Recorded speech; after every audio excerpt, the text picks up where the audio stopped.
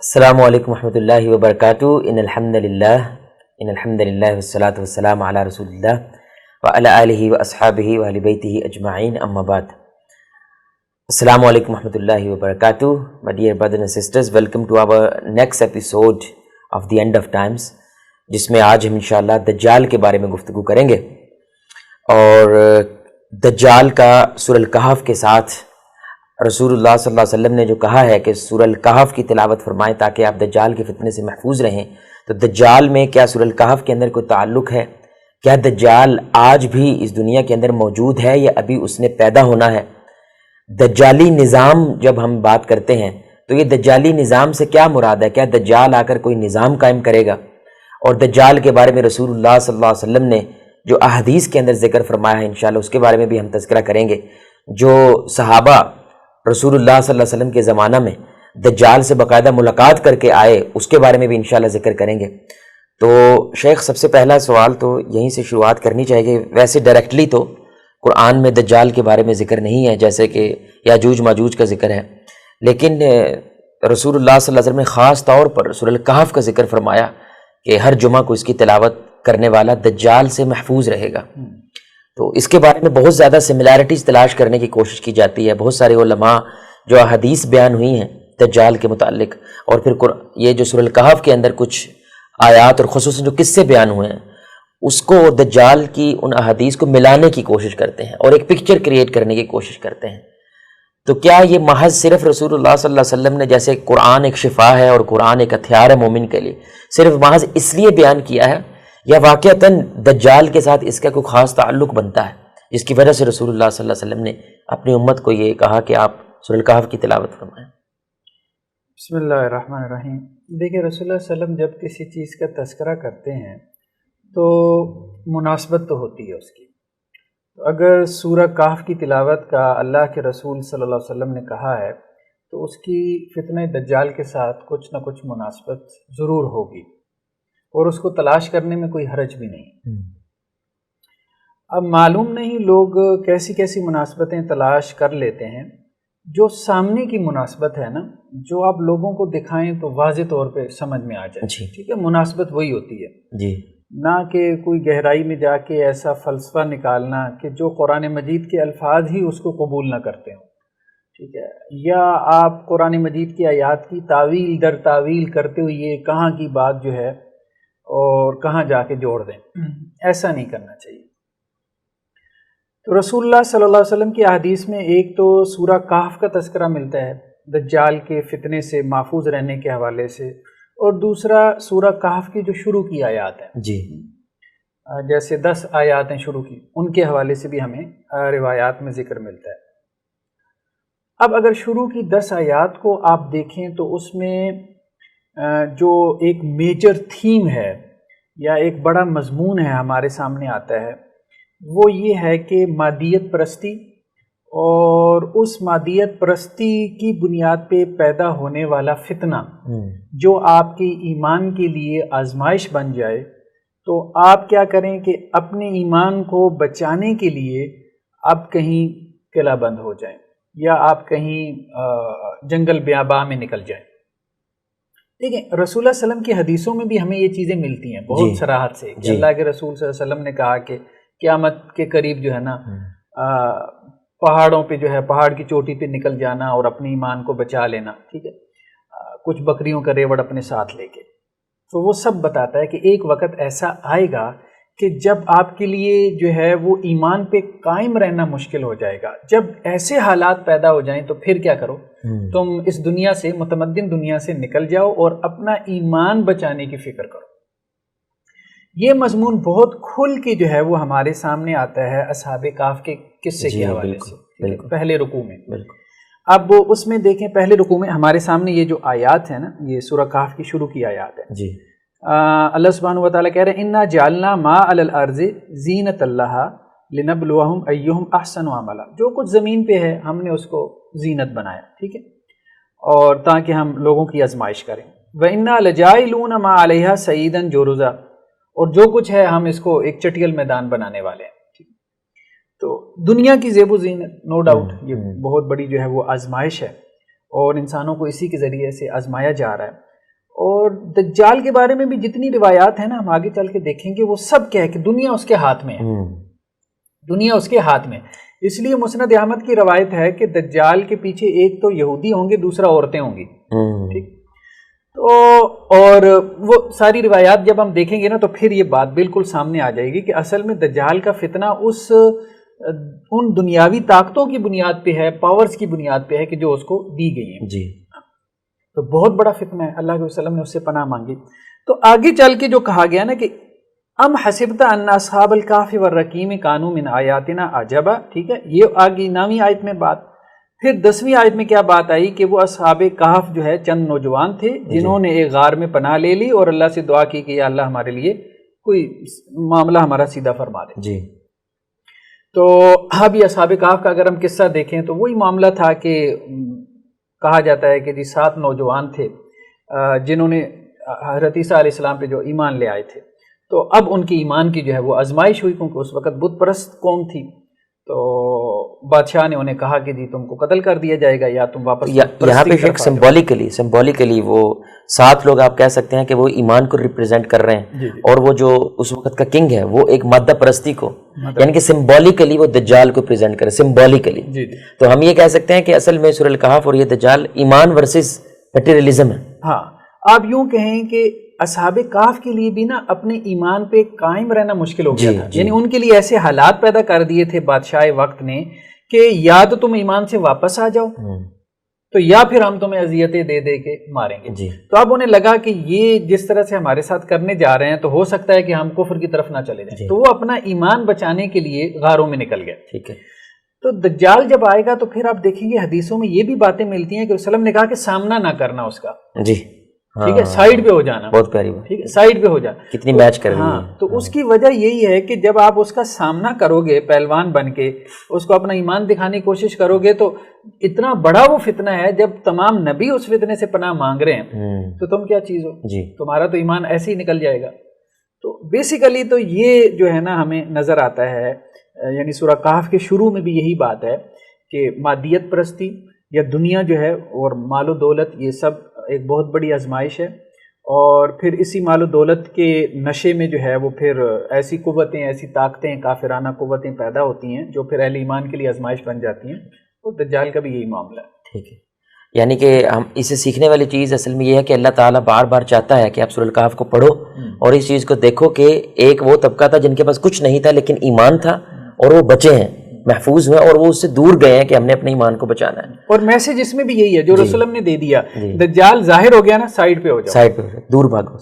جیسے اصحاب کہف نے غاروں میں جا کے پناہ لے لی تھی تو وہ جو حدیثیں آتی ہیں نا کہ پہاڑ کی چوٹی پہ اپنی بکریاں لے جاؤ، تو اب وہ وقت ہے کہ اپنی بکریاں لے کے پہاڑ کی چوٹی پہ چلے جاؤ. دجال کا سامنا نہ کرو. اس کا سامنا کرنے سے بچ جاؤ گے تو ایمان بچا لو گے، کیونکہ وہ بہت بڑا فتنہ، اتنا بڑا کہ ہر نبی نے اس سے پناہ مانگی. ٹھیک ہے، یہ بیسیکلی مراد ہے. تو شیخ یہاں پہ ایک ایسی بات کہی جا سکتی ہے، یہ ایک بہت میں نے دیکھا ہے ڈاکٹر صاحب بھی اس بارے میں بات کرتے تھے کہ اگر ایک بندہ آج کی دنیا میں نماز نہیں پڑھتا اور صرف اس وجہ سے کیونکہ میں نے دکان چلانی ہے اور میری گاہکی کا ٹائم ہے، میرے اس وقت کسٹمر زیادہ ہوتے ہیں، تو وہ مادے کے اندر کھو چکا ہے. تو اگر دجال اس کی زندگی میں ظاہر ہو جاتا ہے تو جو وہ دکان نہیں چھوڑ پا رہا، دجال کے فتنے کے اندر اس بندے کا داخل ہو جانا اور اس سے متاثر ہو جانا وہ زیادہ ہے بجائے اس بندے کے جو کم از کم ہر مادیت سے آزاد ہو کر ایمان کو بچانے کے لیے مسجد میں کم از کم پہنچ جاتا ہے، نماز میں پہنچ جاتا ہے. تو یہ ڈیڈکشن کرنا، یہ استدلال کرنا، یہ ٹھیک ہے نا اس طرح سے؟ دیکھیں حدیثوں میں واضح طور پہ موجود ہے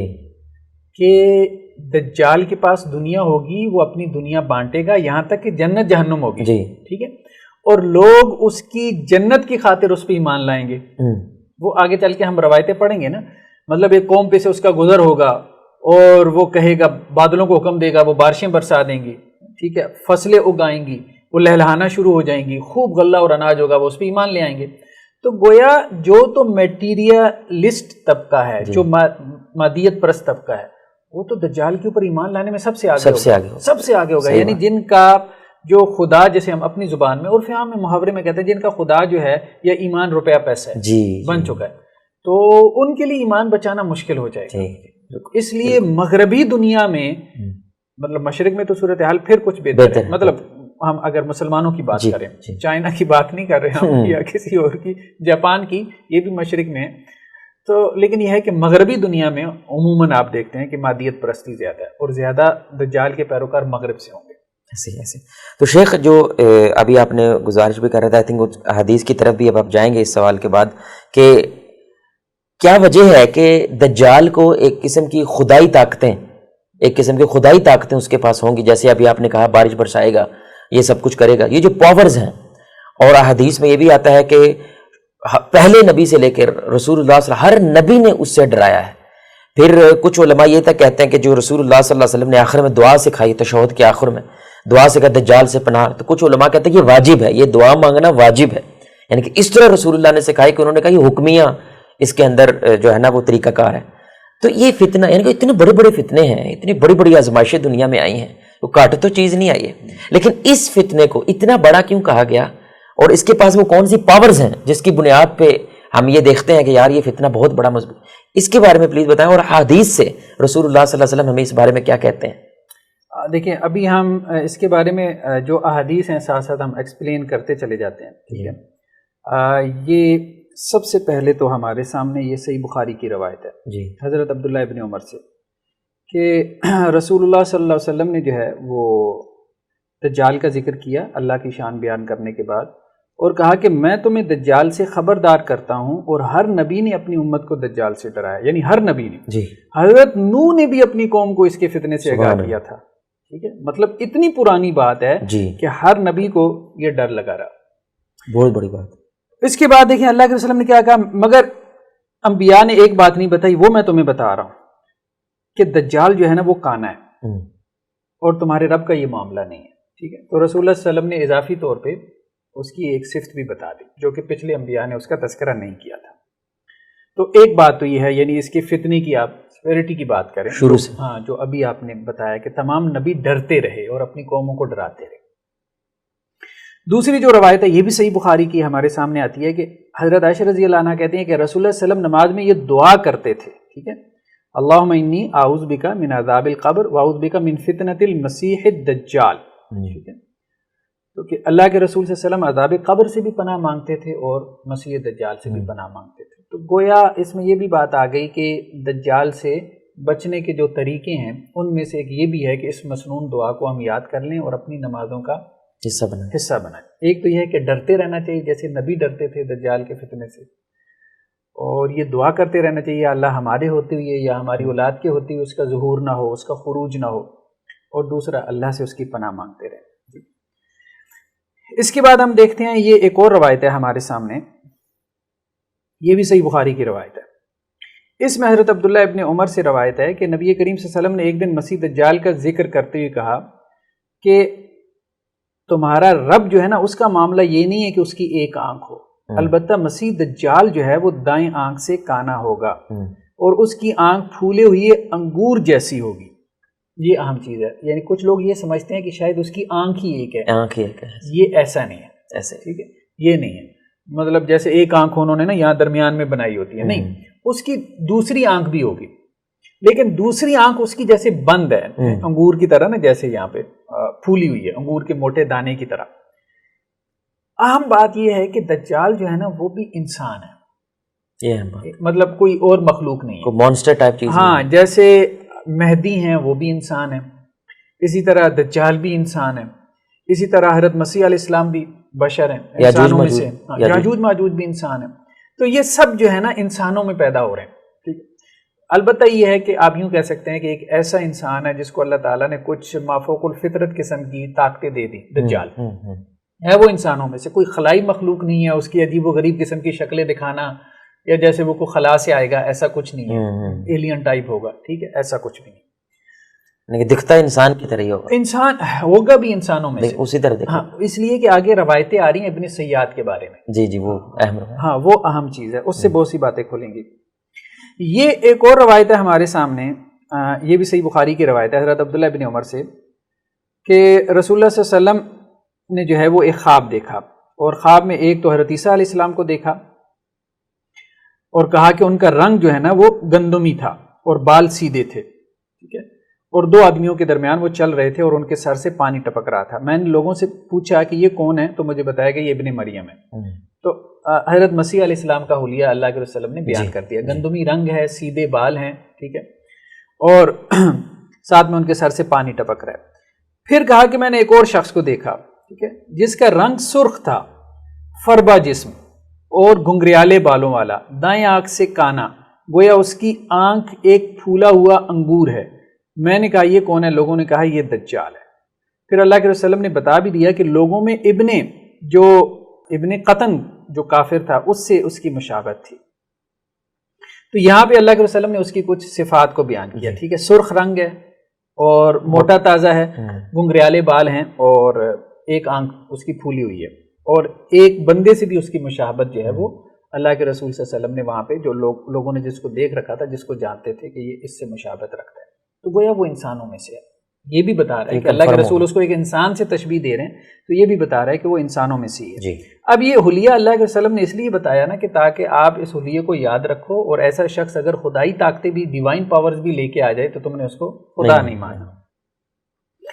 اسی طرح اگلی روایت بھی ہمارے سامنے صحیح بخاری کی ہے حضرت ابو ہریرہ سے کہ رسول اللہ صلی اللہ علیہ وسلم نے فرمایا کہ میں تمہیں دجال کے متعلق ایسی خبر نہ دوں جو کسی نبی نے آج تک اپنی قوم کو نہیں بتائی. اور وہ کیا ہے؟ وہ کانا ہے اور اپنے ساتھ جنت اور دوزخ کی شبیہ لائے گا. جنت اور دوزخ نہیں، اس کی شبیہ. اور در حقیقت جسے وہ جنت کہے گا وہ آگ ہوگی، اور جس کو وہ جہنم کہے گا وہ دراصل جنت ہوگی. ٹھیک ہے. تو اب یہاں پہ اللہ کے وسلم نے یہ بھی بتا دیا کہ اس کے ساتھ جنت اور جہنم ہوگی. یعنی جو اس پہ ایمان لے آئے گا اس کو وہ کہے گا کہ میں تمہیں جنت میں داخل کرتا ہوں، یعنی دنیا میں ہی اس نے جنت بنائی ہوگی نا. اور جو اس پہ ایمان نہیں لے گا اس کو کہے گا کہ میں تمہیں جہنم میں ڈال دوں گا، لیکن حقیقت میں اس کی جہنم جنت ہے اور اس کی جنت کیا ہے؟ وہ جہنم ہے. اس سے بھی اس کی جو ڈیوائن پاورز ہیں اس کا ہمیں اندازہ ہوتا ہے کہ اللہ تعالیٰ نے اس کو کتنی بڑی جو ہے وہ طاقتیں دے کے دنیا کے اندر بھیجا ہوگا. ٹھیک. نیکسٹ روایت ہمارے پاس یہ بھی صحیح بخاری کی ہے. اس میں حضرت حذیفہ سے ہے کہ وہ یہ کہتے ہیں کہ اللہ کے وسلم نے کہا کہ جب دجال جو ہے وہ خروج کرے گا تو اس کے ساتھ پانی اور آگ ہوگی، لیکن جس کو لوگ دیکھیں گے کہ آگ ہے وہ در حقیقت ٹھنڈا پانی ہوگا، اور جسے لوگ ٹھنڈا پانی خیال کریں گے وہ آگ ہوگی. لہذا تم میں سے جو شخص اسے پائے تو اسے چاہیے کہ جس کو وہ آگ خیال کرتا ہے اس میں کود جائے، کیونکہ وہ تو بہت ٹھنڈا اور شیریں پانی ہوگا. ٹھیک ہے. تو دجال بیسیکلی دجل سے ہے نا، یعنی جو کچھ وہ دکھا رہا ہے وہ حقیقت میں وہ نہیں ہے، وہ فریب ہے، وہ دھوکہ ہے. ٹھیک. تو اس لیے اس نے جو آگ اپنے ساتھ، اور دجال کا معنی بھی یہی ہے، دجال کا معنی بھی بہت بڑا دھوکے باز، بہت بڑا جو ہے وہ فریبی انسان. تو وہ اپنے فریب کے ذریعے سے، اپنے دھوکے کے ذریعے سے جو کچھ لوگوں کو دکھا رہا ہوگا ریالٹی میں illusion ہے، وہ حقیقت میں ہوگا نہیں. اچھا، اس کے بعد ایک اور روایت ہمارے سامنے صحیح بخاری کی حضرت عبداللہ بن عباس سے کہ اللہ کے رسول صلی اللہ علیہ وسلم نے کہا کہ اس کی دونوں آنکھوں کے درمیان کافر لکھا ہوا ہے. ٹھیک ہے. آنکھیں اس کی دو ہی ہیں، وہ جو حدیث میں آ گیا نا دوسری پھولی ہوئی ہے، یعنی بند ہے اس کی آنکھ. کانا ہے، مطلب کہ کانے کی دوسری آنکھ بھی ہوتی ہے، اور اس کی دو آنکھوں کے درمیان اس کی پیشانی بھی، اس جگہ پہ کافر لکھا ہوگا جو ہر مومن کو نظر آئے گا. تو گویا اللہ نے اس کو اتنی بڑی آزمائش بنایا، لیکن اس کے ساتھ ساتھ رستے بھی کھول دیے اہل ایمان کے لیے کہ جو پہچاننا چاہتا ہے کہ وہ تمہارا رب نہیں ہے تو اس کے لیے جو ہے وہ کافی ہیں وہ نشانیاں جو اللہ کے رسول صلی اللہ علیہ وسلم جو ہے وہ بتا گئے. اس کے بعد صحیح مسلم کی روایت ہے ہمارے سامنے. اس میں کیا ہے کہ اللہ کے رسول صلی اللہ علیہ وسلم نے کہا کہ جو کچھ دجال کے ساتھ ہوگا اسے میں خود اس کی نسبت بھی زیادہ اچھی طرح جانتا ہوں.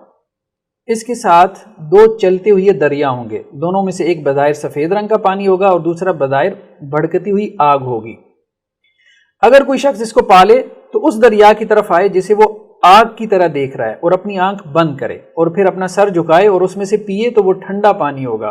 اور دجال بے نور آنکھ والا ہے، اس کے اوپر موٹا ناخن گوشت کا ٹکڑا جو آنکھ میں پیدا ہو جاتا ہے ہوگا، اس کی دونوں آنکھوں کے درمیان لکھا ہوگا کافر. اسے ہر مومن پڑھنے والا ہو یا نہ لکھنے پڑھنے والا پڑھ لے گا. ٹھیک ہے. تو گویا کہ اب یہاں پہ وضاحت آ گئی کہ اس کی جنت جہنم بھی وہ اصل میں بیسیکلی دو دریا ہے، دو دریا. اچھا، اب اس سے کیا مراد ہے؟ ہمارے یہاں عام طور پہ لوگ نا اس میں تعویلوں میں چلے جاتے ہیں. ہاں جی، یہ میں پوچھنے لگا تھا. ایسا نہیں ہے، ایسا نہیں ہے، تعویل میں نہیں جانا چاہیے. دیکھیے، جیسے ایک میجیشین، ایک جادوگر ہے، جادوگر جو ہے نا وہ ایلوژن پیدا کر لیتا ہے. آج بھی اب آپ دیکھیں بہت سے میجیشینز آپ کو نظر آتے ہیں، ایون کہ جن کے پاس جادو نہیں ہے، ٹرکس ہیں. ٹھیک ہے، وہ ٹرک میں بھی آپ کو کچھ دکھا رہے ہیں، جو وہ دکھا رہے ہیں نا وہ آپ کو نظر آ رہا ہے. اچھا، ریئلٹی میں ہے کہ نہیں ہے؟ ہم صرف یہ کہہ رہے ہیں کہ وہ نظر آ رہا ہے. ایسے وہ اپنی بغل سے کبوتر نکال رہا ہے تو وہ آپ کو نظر آ رہا ہے، بھلے ٹرک سے نکال رہا ہو. اب بات سمجھ رہے ہیں نا. تو اس لیے یہ تعویل میں نہیں جانا چاہیے، تعویل میں نہیں جانا چاہیے. اللہ کے رسول صلی اللہ علیہ وسلم نے جیسے کہہ دیا ویسی ہی ہے، یعنی اس کے ساتھ 2 دریا ہوں گے. اب یہ اس کا جادو ہے، یہ اس کا دجل ہے، یہ اس کا کوئی ٹرک ہے، یا یہ اللہ کی طرف سے واقعتاً اس کو ایسی پاورز دی گئی ہیں. لیکن یہ کہ دریا نظر آئیں گے، جنت اور جہنم اس کے ساتھ چلے گی، وہ نظر آئے گی. ٹھیک ہے، وہ دوسری دنیا ہو، ٹھیک ہے، جو اس کے ساتھ چل رہی ہے اور انسان کو وہ دکھا دی جائے. ٹھیک ہے، یا وہ یہ ہے کہ اسی دنیا میں اس نے کوئی ایلیجن پیدا کر دیا، لیکن وہ کچھ ایسا کرے گا کہ جس سے لوگوں کو وہ نظر آئے گا. اس کو ہم نہیں کہہ سکتے کہ اس دریا سے یہ مراد ہے، اس سے یہ مراد ہے، یہ نہیں. اور اس میں ہے تو شیخ ایسے ہی نا کہ وہ اصل میں اپنا مدعا بیان کرے گا نا بندے کو.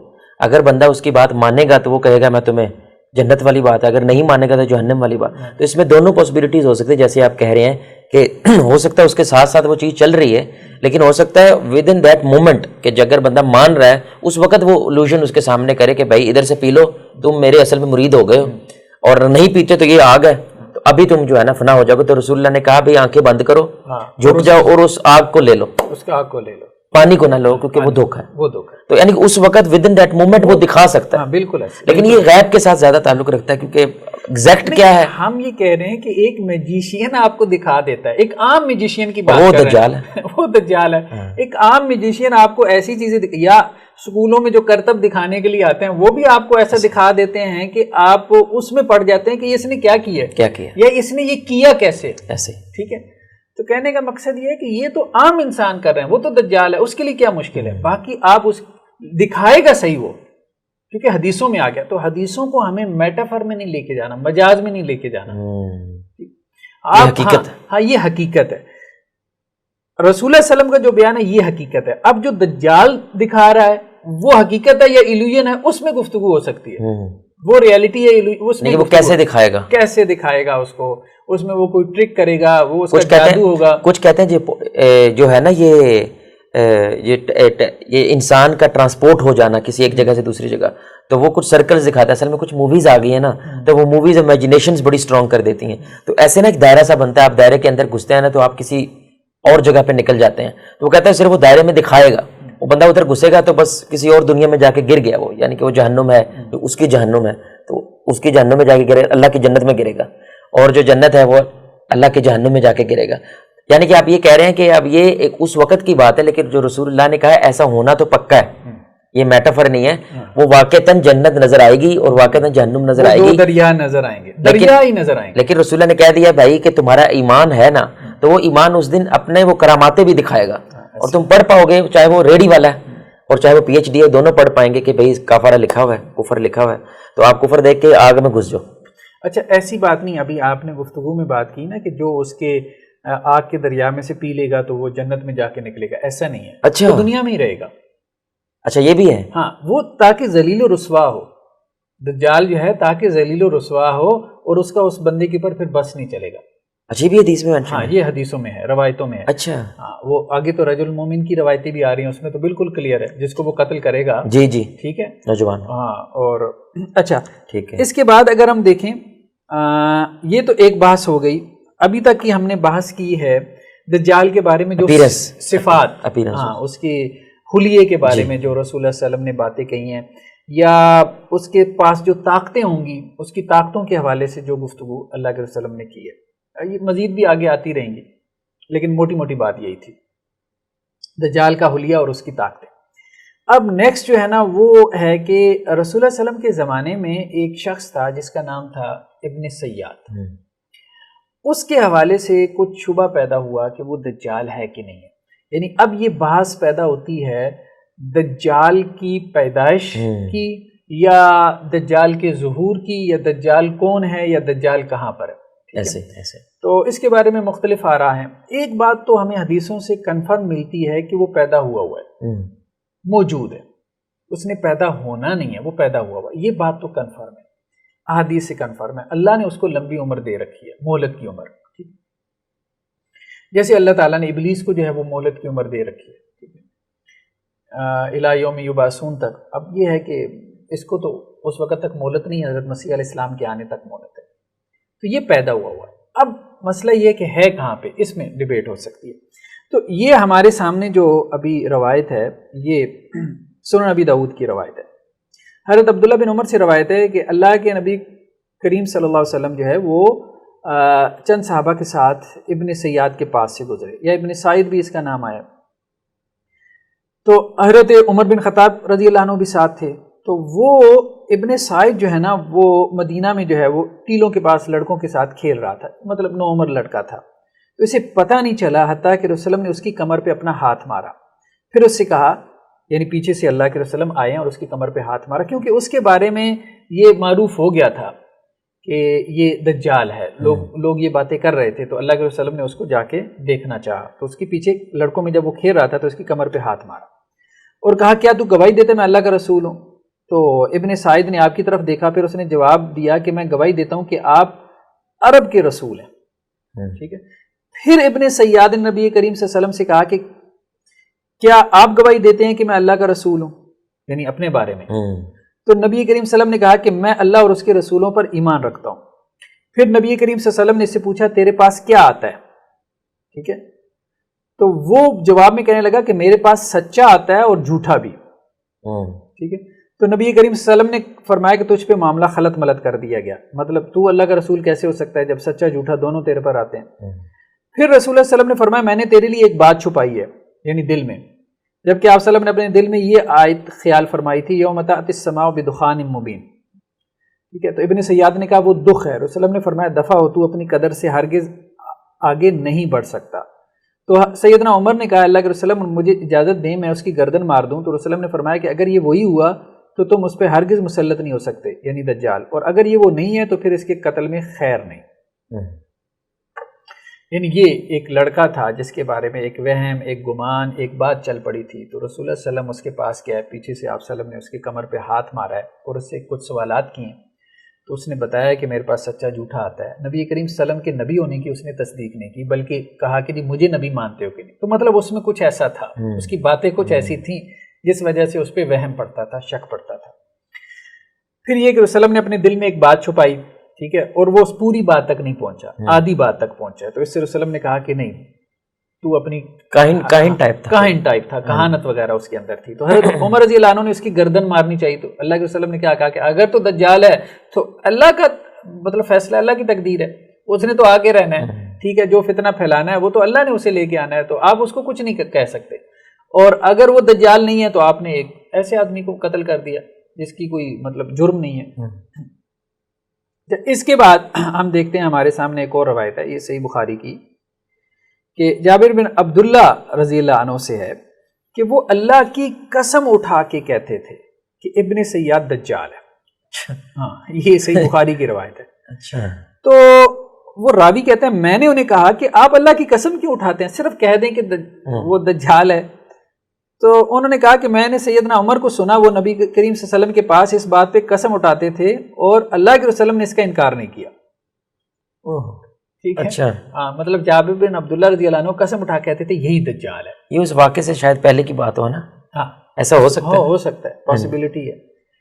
تو لوگوں نے کہا قسم تو نہ اٹھائیں، ویسے کہہ دیں کہ میری رائے ہے، تو انہوں نے کہا کہ رسول اللہ صلی اللہ علیہ وسلم کے سامنے حضرت عمر نے قسم اٹھا کے کہا کہ یہی دجال ہے۔ اس وقت شاید پھر وہ گئے ہوں، ہاں یہ بھی ہو سکتا ہے، ایسا ممکن ہو سکتا ہے، ایسا بھی ممکن ہو سکتا ہے، تو اس لیے میں جو ہے نا وہ قسم اٹھا کے کہتا ہوں، یعنی کہ وہ صحابہ اتنے شورڈ تھے کہ یہی ہے، یہی ہے۔ لیکن رسول اللہ صلی اللہ علیہ وسلم نے بھی یہ نہیں کہا کہ یہ دجال نہیں ہے، دیکھیں نا اس روایت میں بھی یہی ہے، اللہ کے رسول نے حضرت عمر کو کیا کہا کہ اگر تو یہ ہے تو آپ اس پہ قابو نہیں پا سکتے، ابھی وہ ویسے بھی بچہ تھا، ٹھیک ہے، اور اگر یہ نہیں ہے تو آپ ایک معصوم کو قتل کر دیں گے۔ اللہ کے رسول نے چھوٹی سے نہیں کہا کہ یہ نہیں ہے، اللہ کے وسلم نے نہیں کہا، تو اس لیے زیادہ گمان غالب یہ ہے کہ رسول اللہ صلی اللہ علیہ وسلم نے تو خاموشی اختیار فرمائی، تو صحابہ اس خاموشی سے ایک رائے تک پہنچ گئے، کچھ صحابہ آپ صلی اللہ علیہ وسلم کی خاموشی سے ایک رائے تک پہنچ گئے کہ یہی دجال ہے۔ اس میں ایک تو حضرت عمر کا نام آتا ہے، دوسرا حضرت جابر بن عبداللہ کا، اور تیسرا عبداللہ بن عمر رضی اللہ عنہ۔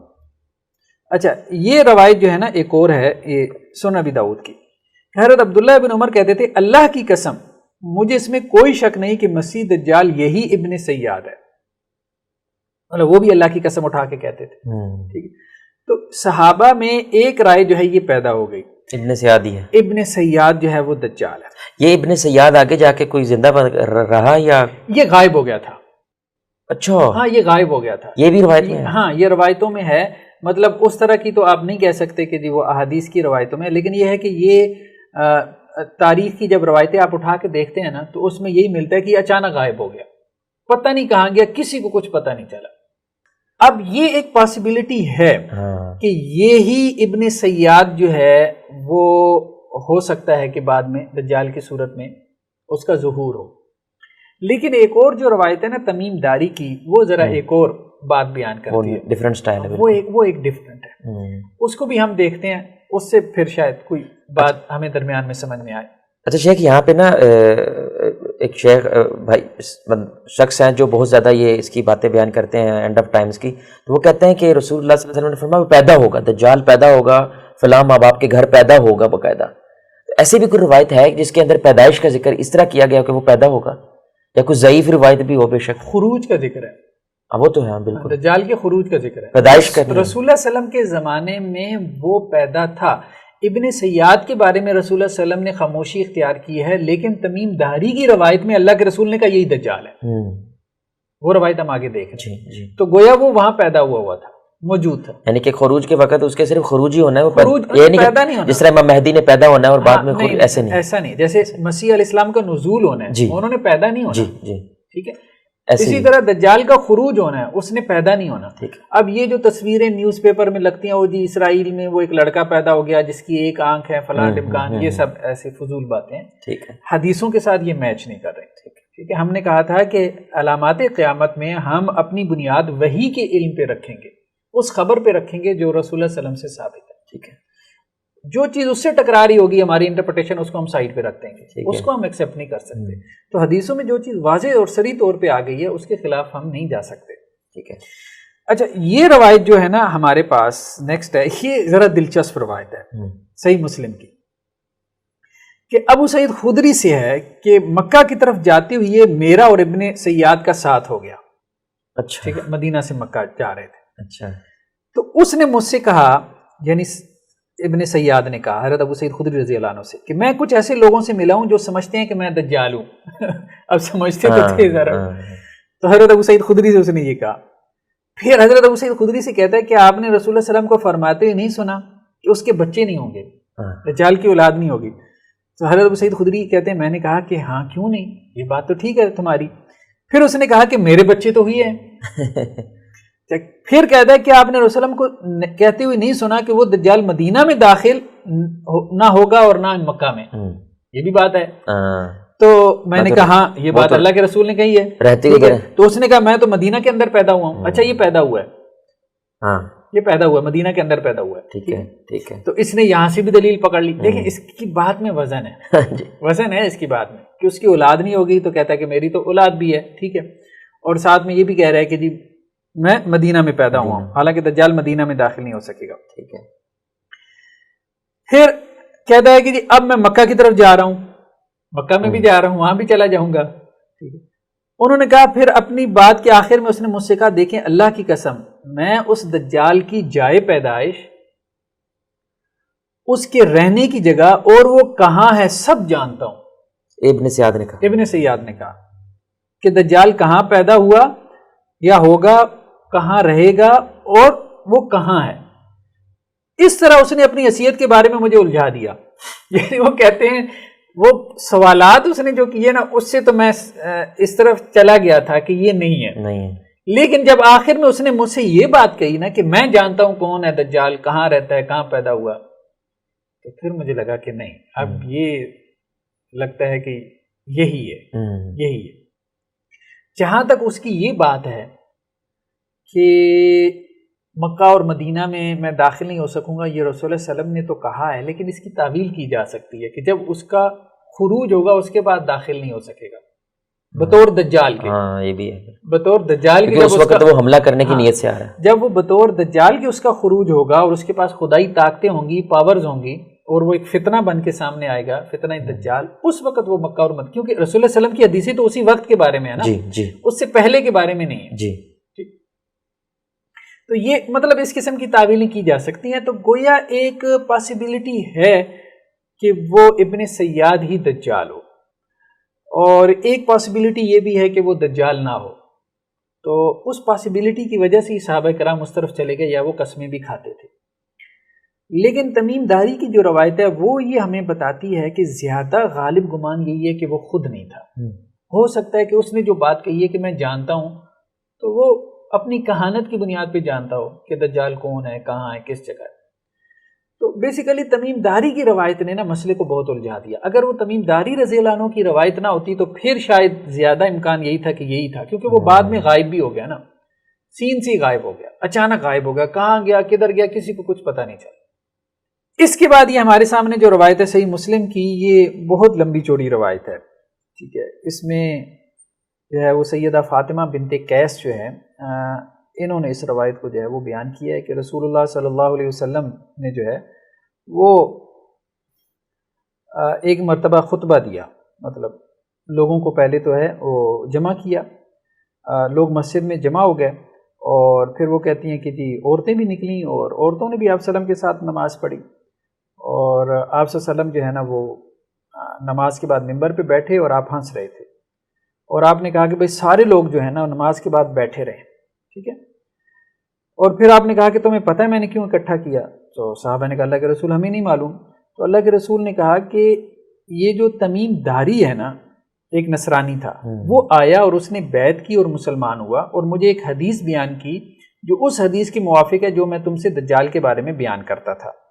یہ تمیم داری کی روایت بہت عام ہے. ٹھیک ہے، مطلب اس کو جو ہے نا وہ سمجھنے سے بات جو ہے وہ کھل کے سامنے آتی ہے. اچھا، اب اس روایت میں کیا ہے کہ وہ تمیم داری یہ کہتے ہیں کہ سمندر کے جہاز میں وہ 30 آدمیوں کے ساتھ سوار ہوا جو لحم اور جذام کی قوم میں سے تھے. بس 1 مہینہ سمندر کی لہریں ان سے کھیلتی رہیں. پھر وہ لوگ سمندر میں ڈوبتے سورج کی طرف ایک جزیرے کے کنارے جا لگے. یعنی ڈوبتے سورج کی طرف مراد کیا ہے؟ مغرب کی طرف. جی ٹھیک ہے. اب ان کا مغرب کون سا تھا یہ اللہ بہتر جانتا ہے. ہاں یہ ہم نہیں کہہ سکتے کہ ہمارا مغرب بھی وہی ہے. ٹھیک ہے. بس وہ جہاز سے جو ہے وہ ایک چھوٹی کشتی میں بیٹھے اور جزیرے میں داخل ہو گئے. وہاں ان کو ایک جانور ملا جو کہ بھاری دم، بہت بالوں والا، کہ اس کا اگلا پچھلا حصہ بالوں کے ہجوم سے معلوم نہ ہوتا تھا. بہت بال تھے اس پہ. لوگوں نے اس سے کہا کم بخت تو کیا چیز ہے؟ اس نے کہا میں جاسوس ہوں. لوگوں نے کہا کہ جاسوس کیا؟ اس نے کہا کہ اس مرد کے پاس چلو جو وہاں خانقاہ میں دیر میں تمہارا انتظار کر رہا ہے، مطلب کھنڈر میں، کہ وہ تمہاری خبر کا بہت مشتاق ہے. تمیم نے کہا کہ جب اس نے مرد کا نام لیا تو ہم اس جانور سے ڈرے کہ کہیں شیطان نہ ہو. تمیم نے کہا کہ پھر ہم دوڑتے ہوئے یعنی جلدی سے دیر میں داخل ہوئے، یعنی اس کھنڈر والی عمارت میں داخل ہوئے جو جزیرے پہ تھی. دیکھا تو وہاں ایک بڑے قد کا آدمی ہے کہ ہم نے اتنا بڑا آدمی اور ویسا سخت جکڑا ہوا کبھی نہیں دیکھا تھا. یعنی یہ بھی مراد یہ کہ انسان ہے. ٹھیک ہے. اس نے دونوں ہاتھ گردن کے ساتھ، اس کے دونوں ہاتھ گردن سے بندھے ہوئے تھے اور دونوں زانوں سے ٹخنوں تک لوہے سے جکڑا ہوا تھا. اچھا، اب اس کے پاس ہیں تو خدائی طاقتیں، اس کے لیے ان کو توڑنا مشکل نہیں، لیکن اللہ نے اس کو جکڑا ہوا. ابھی اس کا وقت نہیں. ہاں، یاجوج ماجوج نے بھی اللہ کے حکم سے نکلنا ہے، اس نے بھی اللہ کے حکم سے نکلنا ہے. تو وہ اس کے لیے شاید اس کی پاور سے بہت کم چیزیں ہوں، لیکن بہرحال اللہ کا حکم ہے. تو اب وہ کہتے ہیں کہ جی ہم نے اس سے کہا کہ اے کم بخت تو کیا چیز ہے؟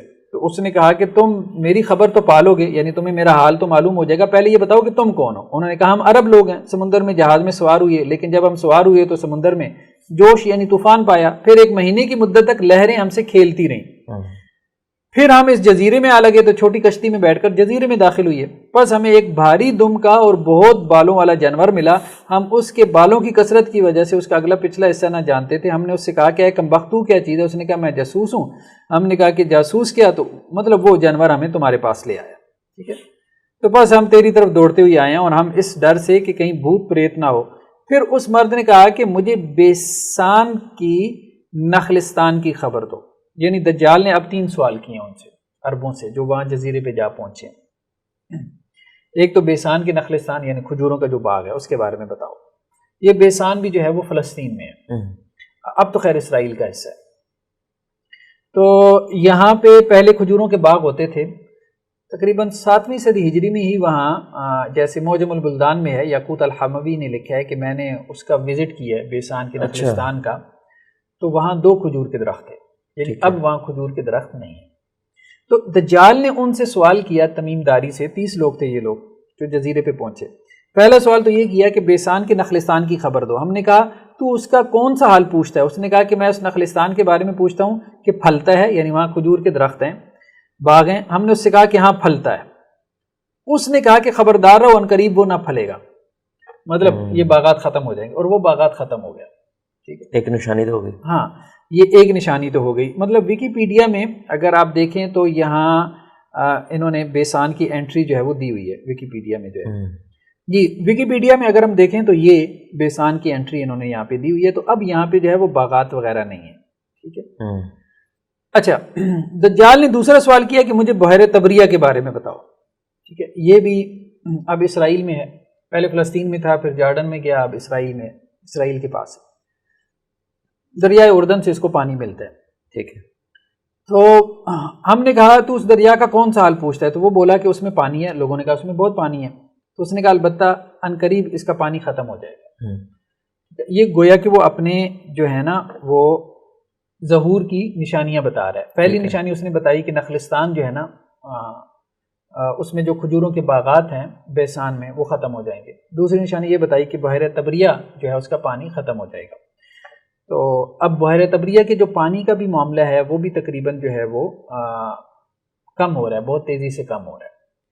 تو اسرائیل کے آپ کہہ لیں کہ جی تقریباً اس کی جو آپ کہہ لیں یہ ایک جھیل نما ٹائپ چیز ہے۔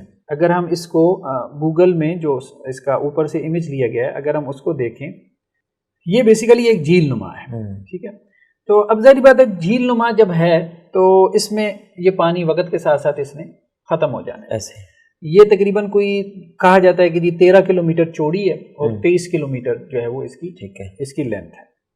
تو اس کا پانی بہت تیزی سے کم ہو رہا ہے، اگرچہ اسرائیل میں کوشش کی جا رہی ہے کہ اس میں پانی جو ہے وہ برقرار رکھا جائے۔ ٹھیک ہے، وہ مختلف جگہوں سے پانی لا کے جو ہے وہ اس کے اندر پائپ لائنیں بچھا کے جو قریب کے سمندر ہیں وہاں پہ پانی جو ہے وہ اس میں بھرتے رہتے ہیں، ڈالتے رہتے ہیں، لیکن اس کے باوجود اس کا پانی تیزی سے نیچے ہو رہا ہے۔ اچھا تیسرا سوال اس نے کہا کہ مجھے زغر کے چشمے کے بارے میں خبر دو۔ لوگوں نے کہا اس کا کیا حال پوچھتا ہے؟ اس نے کہا اس چشمہ میں پانی ہے اور وہاں کے لوگ اس پانی سے کھیتی کرتے ہیں۔ ہم نے کہا ہاں اس میں بہت پانی ہے اور وہاں کے لوگ اس کے پانی سے کھیتی کرتے ہیں۔ یہ بھی اسرائیل میں ہے۔ اب فلسطین کیسا تھا؟ تینوں سوال فلسطین کے، تینوں اب کہیں کہ اسرائیل سے، اب کے لحاظ سے، اب کے لحاظ سے اسرائیل سے۔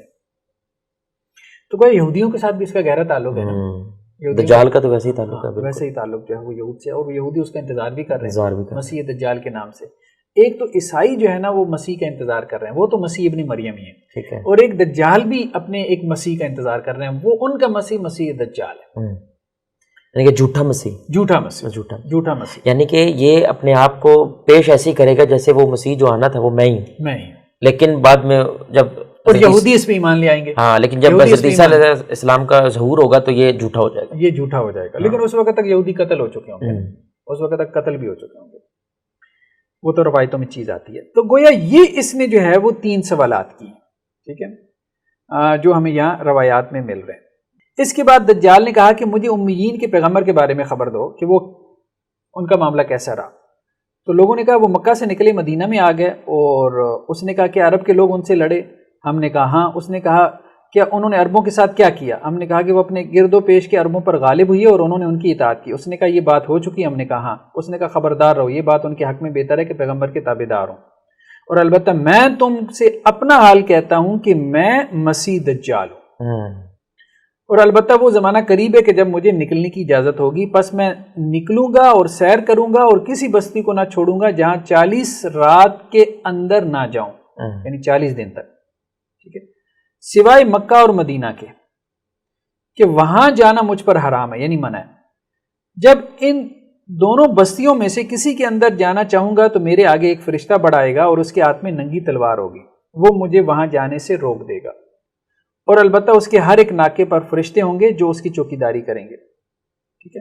تو پھر رسول اللہ صلی اللہ علیہ وسلم نے کہا کہ یہی طیبہ یعنی مدینہ، ٹھیک ہے، یعنی طیبہ سے مراد مدینہ منورہ، اور رسول اللہ صلی اللہ علیہ وسلم نے کہا کہ بھلا میں نے تم کو اس حال کی خبر دے نہیں چکا تھا؟ تو اصحاب نے کہا۔ تو نبی کریم صلی اللہ علیہ وسلم نے فرمایا کہ مجھے تمیم کی بات اچھی لگی جو اس چیز کے موافق ہے جو میں نے تم لوگوں کو پہلے بتا دی تھی، اور خبردار اللہ کے وسلم نے آخر میں کہا کہ وہ شام یا یمن کے سمندر میں ہے، نہیں بلکہ وہ مشرق کی طرف ہے، وہ مشرق کی طرف ہے، وہ مشرق کی طرف ہے، مشرق کی طرف بحر ہند ہے، شاید دجال بحر ہند کے کسی جزیرہ میں ہو، یہ مطلب مترجم نے بات کہی ہے۔ آپ صلی اللہ علیہ وسلم نے مشرق کی طرف جو ہے وہ اشارہ کیا، یعنی مدینہ کے مشرق کی طرف رسول اللہ صلی اللہ علیہ وسلم نے اشارہ کیا۔ اچھا شیخ، اس میں یہ بھی ہے کہ وہ دجال جو ہے جی، یہ فرشتہ بھی دیکھ پائے گا؟ فرشتہ بھی دیکھ پائے گا، جیسے وہ کہہ رہے ننگی تلوار لے کے کھڑا ہوگا، ہاں یہ بالکل نظر آئے گا ہاں، اس کو فرشتے نظر آئیں گے، بالکل ایسے یعنی ہی، کہ انسانوں کو تو نہیں آ رہے، اس کو تو نظر آ رہے اس کو نظر آ رہے ہیں، یہ بات ٹھیک ہے، بالکل صحیح ہے۔ سبحان اللہ۔ دیکھیں نا، اب یہ تمیم داری کی جو روایت ہے اس سے ایک بات تو کنفرم ہو گئی کہ دجال ہے، اور وہی ہے جو وہاں جزیرے پر ہے۔ اچھا، یہ ایشو ویسے ہی پیدا ہو جاتا ہے جیسے یاجوج ماجوج کا ہے، تو یاجوج ماجوج کے بارے میں لوگ کہنے لگ جاتے ہیں، جیسے کہ ہم ذکر کر چکے ہیں کہ وہ بھائی اس وقت وہ دیوار کے پیچھے کہاں ہے، تو ایسے یہ تمیم داری کی حدیث کی وجہ سے یہ پیدا ہونے لگ جاتا ہے۔ اچھا شیخ، اس حدیث کے بارے میں دیکھیں، یاجوج ماجوج کی تو تعداد اتنی بڑی ہے نا، وہاں وہ چیز تھوڑی سی انسان کو کھٹکتی ہے کہ کیسے ہوں گے، کھٹک پیدا ہوتی ہے، تو بعض اوقات اہل ایمان کو بھی کچھ کھٹک پیدا ہو جاتی ہے، لیکن دجال تو بس ایک انسان ہے نا، ایک انسان ہے نا، تو ایک انسان تو سمندر میں کتنے جزیرے ہیں، صرف بحر اوقیانوس میں چلے جائیں تو بعض لوگوں نے یہ بات کہی ہے کہ یہ مدینہ کے جو ہے وہ مشرق مراد ہے، مدینہ کا مشرق، یعنی وسلم نے کہا نا کہ وہ مشرق میں ہے، وہ مشرق میں ہے، وہ مشرق میں ہے، تو مدینہ کا جو مشرق بنتا ہے نا، یہ جاپان ہے، نیچے آسٹریلیا ہے، اور جاپان سے یہ پھر آگے مشرق کے اندر جو ہے یہ سارا بحر اوقیانوس ہے، اور پھر اس کے بعد آگے جو ہے امریکن کچھ اسٹیٹس جو ہے وہ اس سے جا کے لگتی ہیں۔ یہاں بحر اوقیانوس جو ہے نا، اس کے بارے میں کہا جاتا ہے کہ اس میں کوئی 25,000 کے قریب جزائر ہے۔ اچھا، اور یہ دوسرا بڑا سمندر ہے، ٹھیک ہے، بحر الکاہل کے بعد، تو وہاں ایک بندے کا کے اندر ایک بندے کا ہونا کوئی ایسی بعید بات نہیں، کوئی ایسی بعید بات نہیں۔ تو کہنے کا مقصد یہ ہے کہ اور وہ انتظار میں بیٹھا ہوا ہے، وہ انتظار میں بیٹھا ہوا، ٹھیک ہے، تو وہ میرے خیال میں کوئی ایسی بات نہیں ہے کہ جس پہ انسان کے دل میں کوئی کھٹک پیدا ہو۔ ہاں ایک بات کہ اللہ تعالیٰ نے اس کو لمبی عمر دے دی، دیکھیں اصحاب کہف کا بھی معاملہ یہی تھا، بالکل، ٹھیک ہے، اب یہ جڑتی ہے چیز، ہاں یہ چیزیں جڑتی ہیں، وہ بھی تو تقریباً 300 سال سے زیادہ لوگوں کو پتہ نہیں چلا، حالانکہ آس پاس آبادی ہے، آبادی بھی آس پاس، ایسے ہی تو وہ میرا نہیں خیال کہ کوئی اس میں کچھ ایسی بات ہے۔ اچھا شیخ، کچھ لوگ یہ بھی بات کرتے ہیں کہ یہ اگر تمیمت داری کی حدیث جو ہے نا، اس کو دیکھ کے یہ تو فیل ہوتا ہے، لیکن یہ صرف ایک ہی اس طرح کی حدیث ہے، تو وہ جو ایک اصول الحدیث کے حوالے سے ایک بات کرتے ہیں کہ مطلب اس کے علاوہ کسی نے بھی اس طرح کی کوئی بات بیان نہیں کی، کسی اور طرق سے یہ کوئی بات نہیں آئی، کسی اور واسطے سے یہ بات نہیں آئی، تو وہ اس کو تھوڑا سا شبہ کی نظر سے پھر دیکھنے لگ جاتے ہیں۔ ایسی بھی کوئی بات ہے اس حدیث کے متعلق؟ دیکھیں، بات یہ ہے کہ یہ روایت اب ایک جگہ تو ہے نہیں، اور اب اتھینٹک ترین جیسے صحیح مسلم کی بھی روایت ہے، اس میں بھی یہ بات ہے، تمیم داری کی روایت صحیح مسلم میں بھی آ گئی، ٹھیک ہے، تو اب یہ ٹھیک ہے، صرف تمیم داری سے ہی ہے، ظاہری بات ہے کہ وہی اس کے آئی وٹنس تھے، اور ملاقات ہی صرف انہی کی ہوئی ہے، تو اب ہم کیسے کہیں کہ جی کوئی اور بندہ کیوں نہیں یہ روایت بیان کر رہا؟ جو ان کے ساتھ 30 لوگ تھے شیخ، اس کی بات دیکھیں، یہ ایمان لے کے آئے ہیں ان میں سے۔